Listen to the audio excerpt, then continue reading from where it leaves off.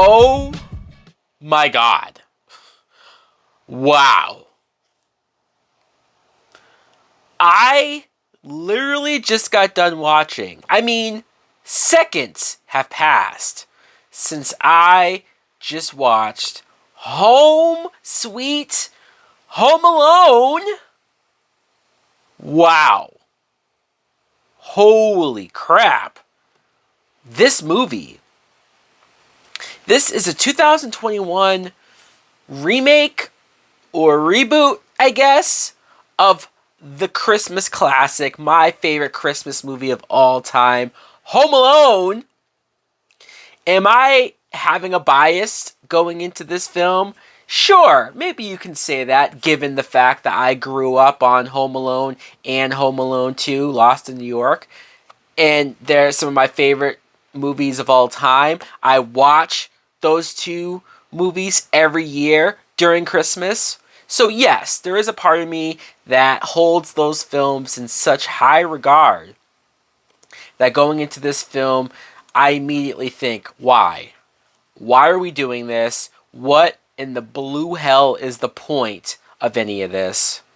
But let's just talk about the movie itself, shall we? This is directed by Dan Mazer. Dan Mazer.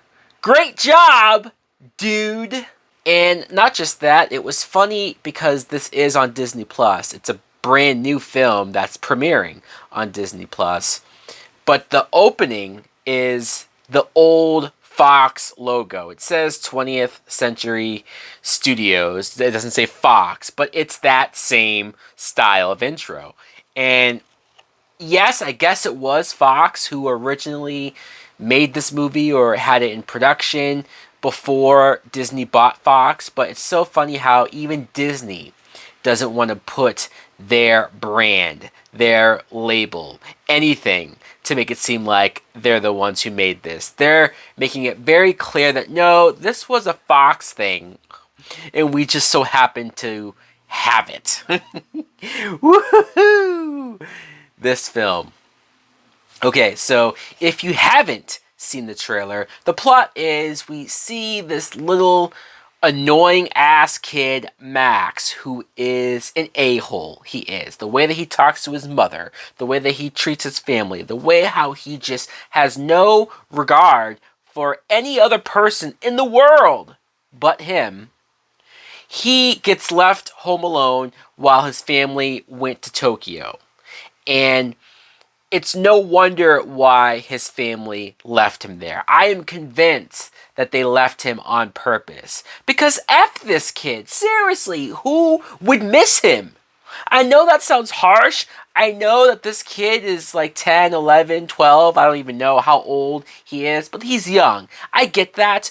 And I get that kids at that age can be a bit of a problem child. For sure. But man, if I'm sitting here watching this as a movie and he's supposed to be one of your main characters, how am I supposed to have any attachment towards him or care about him or root for him in any which way, shape, or form? At least, and I know I said I would try not to do this, but at least Macaulay Culkin's character, Kevin McAllister, at least when he got in trouble with his mother, it wasn't just him being bad just to be bad. It wasn't him being selfish just because he didn't care about anybody else. No, he did care. It just was a constant, he had bad luck or miscommunication, misunderstandings, his older brother pulling stuff on him to get him in trouble, which is what older brothers do. Look, all of that was relatable, did make a lot of sense. It did make sense why he was frustrated with the family.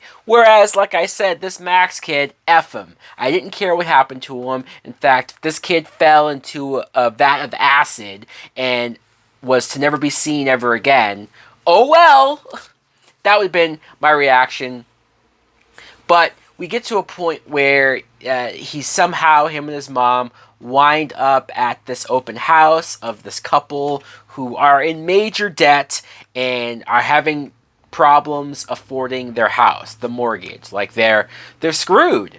And so they're trying to sell the house. Max winds up at the house because he had to go to the bathroom or something, and he sees that the the husband has these old dolls, which look like crap and look like they're worth nothing. And in fact, even the scene here at the beginning, again, where Max is teasing the husband.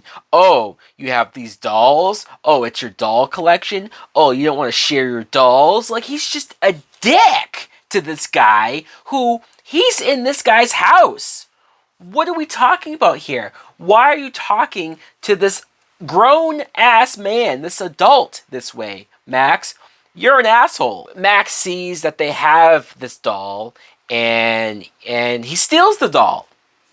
And that's how this movie gets set into motion, because the married couple come to find out, they realize that the doll is actually worth like $200,000 or some said shit. So they think, holy crap, we can sell this thing and pay for the house and pay for all of our problems, all of our issues. And so it's like, oh, all right. And then they realize that Max stole the doll. So that's why they're going to Max's house. It's because they want this doll back. So not only do I hate Max, do I think he deserves every bad thing that could possibly happen to him. And not only do I not want him to have anything, but this married couple, who's played by Ellie Kemper and Rob Delaney, who, two actors that I've seen in numerous things, especially her with the Unbreakable Kimmy Schmidt, like, they've been on actually funny stuff and stuff that was written well, good material and whatnot. So to see them, both of them, in such bottom of the barrel writing here, it was sad and painful for so many ways, not just for the actors, but for the fact that their characters don't deserve this. Their characters are just getting by. They're struggling. These are characters who don't want to sell their house, but they have no alternative. They have no choice, but they have to. You see Kenan Thompson as the guy who's trying to help them sell the house, and it's so weird to see Kenan Thompson here. I mean, I know that he's mostly been on SNL for the last few years, but I still felt like he was too big to be in a movie like this, or just felt out of place being here, showing up here. Also, Tim Simmons, I think, plays Rob Delaney's brother, and he's just a dick to Rob Delaney. It's just like unnecessary, throwing snowballs at his face and just weird. I don't really get it because none of it was funny. And then what? You have all of this nonsense and over-the-top Three Stooges stuff, which I know that's what a lot of the Home Alone stuff is, right? But the difference, the major difference in what the writers of this film clearly don't understand, is that the reason why we enjoyed seeing Macaulay Culkin do what he did to Joe Pesci and Daniel Stern is that they were criminals. They were legit criminals. They were bad people. They hurt people. They robbed people. They did very messed up things. So to see Macaulay Culkin do very messed up things to them, it was warranted, it was justified, and it was satisfying in so many ways. But to have this kid, who I don't even like this kid, I don't care about this kid, and not just that, this kid looks like a 10-year-old Josh Gad. And that's not a compliment. But every time I saw him, he just had this face that I wanted to punch.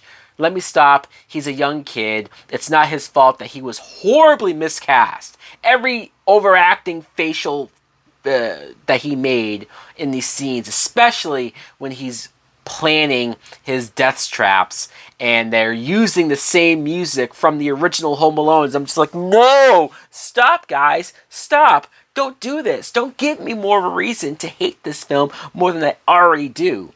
And these traps are over the top. Again, it's because it's against people who don't deserve it. It's against people who are in the right. It's against people who I would rather see win this war. But then when you see how this kid is doing things, as far as how he shoots Rob Delaney with pool balls and just in like the damage that he's doing and knocking the guy's tooth out, he sets Ellie Kemper on fire at some point. And again, I know they did that to Joe Pesci and Daniel Stern, but again, they deserved it. They were bad people, and they would have harmed Macaulay Culkin if they got their hands on him. So you wanted that. You wanted him to constantly win. Whereas this kid, he's not in danger. He's just not listening. So many times they're trying to explain to him, like, look, this is what's going on. And he's like, no, I'm going to do every annoying thing and not listen because I'm a kid and I'm right. Ugh. So goddamn annoying. I will say that the actress who played Max's mother, she doesn't get a lot to do, but the quick bits that she had, I thought she was fine. Oy vey. Let's talk about Buzz, shall we? So anybody that knows the first two Home Alone movies obviously know that Kevin McAllister's older brother, Buzz, was a dick to him, right? He was the reason why Kevin got into so much trouble with his mom and why he was made to look like such a bad kid. It was because Buzz was doing all this stuff.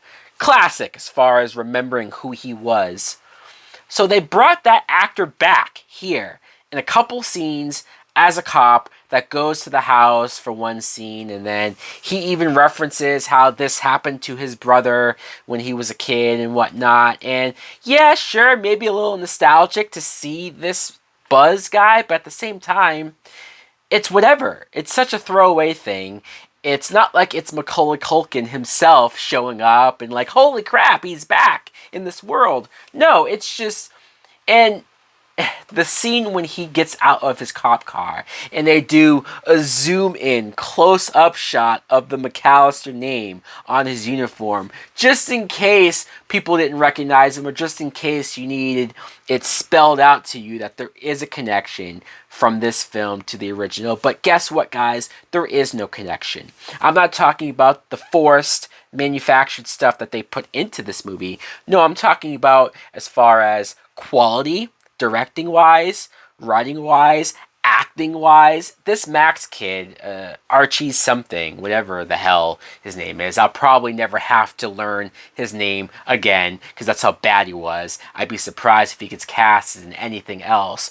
This kid is further proof. I've said this for years, for decades now at this point, that Macaulay Culkin is one of the best child actors, if not the best child actor of all time, because he took a role which could have been unlikable given a worse kid actor, a kid who couldn't pull off the sarcasm, the snarkiness, the know-it-all attitude that was played up in the right way, that was written in the better way. And when you see this kid, it's like, yeah, I don't like this kid because this kid can't act well. This kid's delivery is off. His timing is off. His cadence, the way how he has these punchlines that admittedly are written bad, but it's also performed bad. It made me immediately want to pop in the original because I need something as a palate cleanser. I need something to get this out of my mind because I can't believe I wasted about an hour and a half, which isn't the longest thing in the world, but it's still an hour and a half of my life that I will never get back.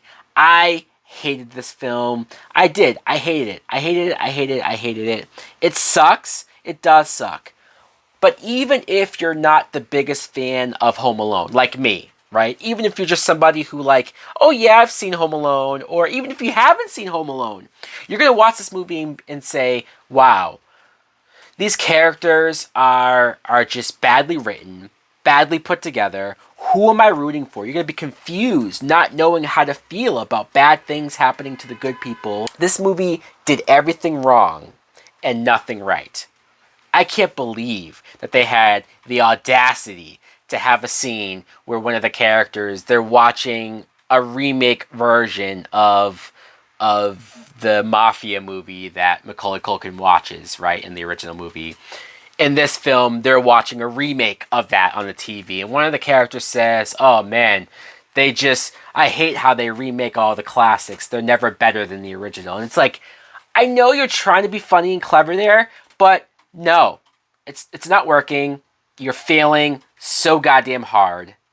This sucks. I'm in a bad mood now, guys.